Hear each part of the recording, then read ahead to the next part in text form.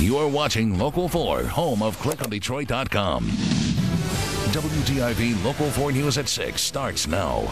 Right now, Mayor Bing preparing for an address to Detroit tomorrow night, preparing the city for some tough times ahead. And the question tonight is, does Detroit need an emergency manager? Business Senator Rod Meloni has spent a lot of time on that subject. He joins us live downtown with the thoughts of residents. Also a bankruptcy expert. Where are we headed here, Rod? Well, here's the deal, Devin. Earlier this year, the governor himself told me that he wants a consent decree. That's a step between the mayor and an emergency manager. Today, Andy Dillon, the state treasurer, who helps make that decision, said they think that a consent decree is the right answer. But the author of this book, it's called A Culture of Debt by James McTevia. He's our bankruptcy expert, and he says the city needs an emergency manager.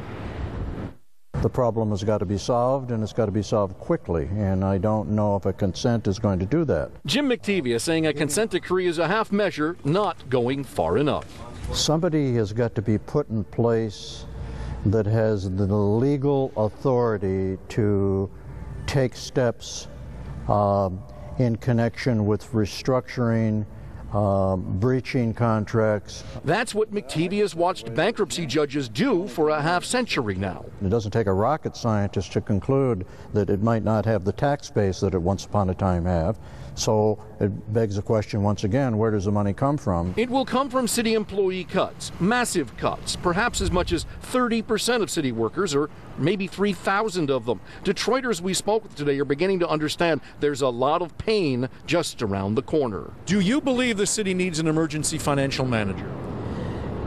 At the moment, the way things are, maybe we do, to get things back on an even keel. I don't know. I do have confidence, though, in the council people and the mayor. Mayor Bing is likely to make the case a manager is possible tomorrow night.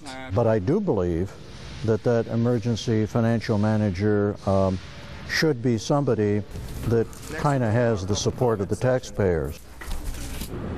And McTevia says who has more support than the mayor himself, who was elected by those very taxpayers. I asked Charles Pugh, the president of City Council today, if he thought the mayor would be a good financial manager. He said he did not, because the mayor still needs to be mayor, and that somebody else should or ought to be, if in fact there is one. But it's not looking right now like there's going to be one.